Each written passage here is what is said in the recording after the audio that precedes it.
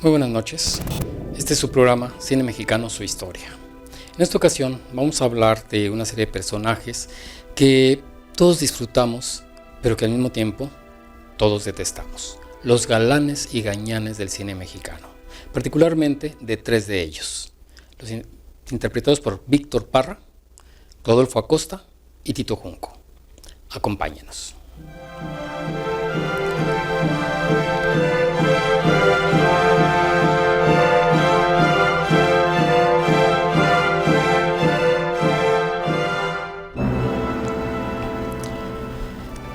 Dentro de los personajes muy típicos del cine mexicano, de finales de los años 40 y principios de los 50, nos encontramos con uno que realmente es el prototipo del galán y del gañán, el Suavecito. El Suavecito es un personaje interpretado por Víctor Parra.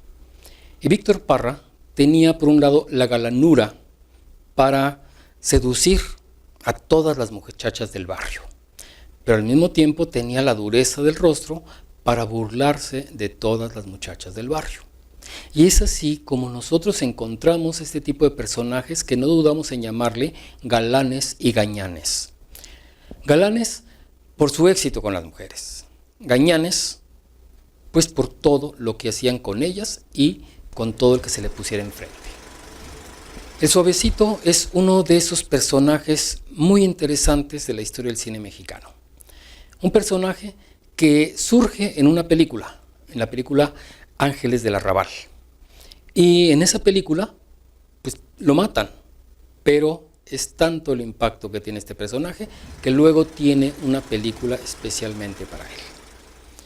Es muy interesante cuando uno revisa las crónicas de la época, de finales de los años 40, y se encuentra con que gente de la Liga de la Decencia y algunos exhibidores no aceptaron la película Ángeles del Arrabal. Consideraban que era una película que denigraba al país, una película en la que salían muy mal paradas las clases sociales populares y sobre todo porque mostraba una serie de bajezas, según todos estos cronistas de la época. Sin embargo, en esta película de Ángeles del Arrabal hay un personaje que es justamente el personaje malvado de la historia, el Suavecito. Y este personaje pues resulta que tuvo un éxito grandísimo dentro del público espectador del cine mexicano. Y ahí es donde uno se pregunta, ¿realmente el público estaba inconforme con este personaje, con esta película? ¿O algunas personas estaban inconformes y están hablando a nombre de los demás? Porque si no hubiera tenido el éxito que tuvo dentro del mundo de los espectadores del cine mexicano, pues obviamente no le habrían hecho una segunda película. Y la segunda película es realmente una delicia. ¿Por qué? Porque está retratada como nunca la atmósfera de los barrios del Distrito Federal. Sentimos que se está hablando con una naturalidad, el caló, el acento, los tonos, todo nos está llegando con muchísima naturalidad. Y es que el actor que estaba protagonizando el personaje del Suavecito era un primer actor, don Víctor Parra. Y don Víctor Parra nos estaba ofreciendo realmente esa dualidad de la doble moralidad que tanto caracteriza a muchos personajes del cine mexicano. Cierto que el Suavecito no se hacía pasar por bueno. O sea, desde el primer momento en que vemos el personaje sabemos que es un gañán.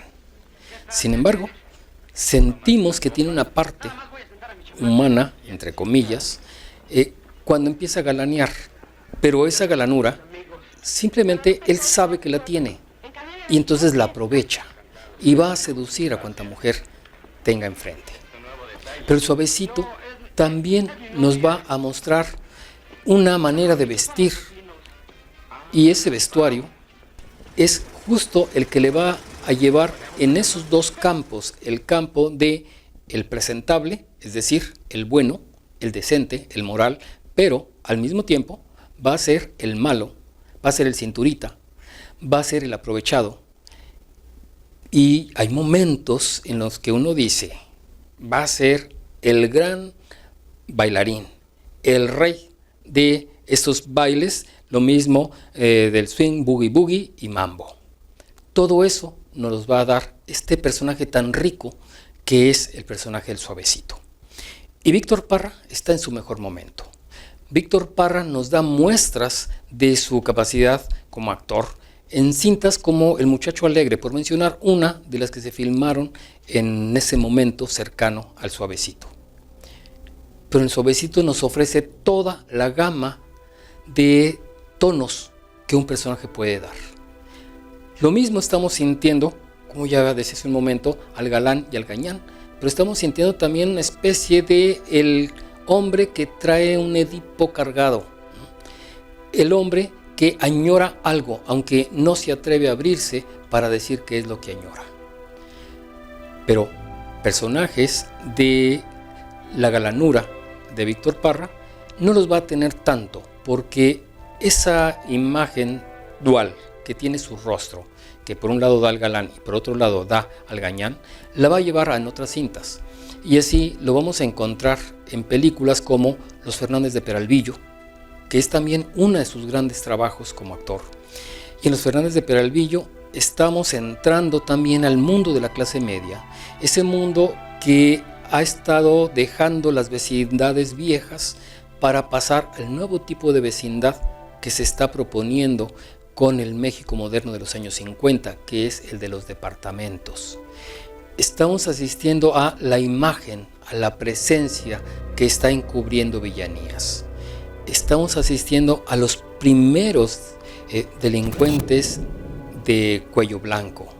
Si bien él no deja de ser un personaje clase mediero, igual que otro actor que aparece en esta película, que es David Silva. Todo esto y la maestría en la dirección de Alejandro Galindo hacen de Los Fernández de Peralvillo una de las películas más interesantes filmadas en los años 50 sobre la atmósfera de la clase media mexicana que estaba en un momento naciente.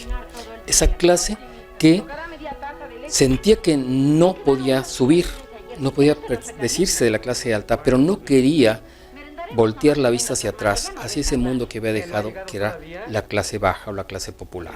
Entonces, todos esos entremeses que estamos viviendo cotidianamente están presentes en Los Fernández de Peralvillo. Pero también vamos a verlo en una situación de bastante villanía en la película Espaldas Mojadas, también dirigida por Alejandro Galindo. Y en Espaldas Mojadas vamos a encontrarnos a este gringo que se dedica a explotar a los mexicanos que cruzan el otro lado en busca de mejores oportunidades y que finalmente es castigado por todos estos mexicanos. Estamos viendo a Víctor Parra que su gama de interpretaciones es bastante variada. No se llegó al cliché, afortunadamente, porque tranquilamente podían haberlo dejado en el personaje del Suavecito. Sin embargo, estuvo experimentando con otro tipo de personajes que quien puede decir que se parecen unos a otros, pero si nos fijamos bien, son totalmente diferentes. Realmente, Víctor Parra es una de las presencias fundamentales dentro del cine mexicano con la dualidad de el galán y el gañán. Por un momento seguiremos platicando sobre estos galanes y gañanes del cine mexicano.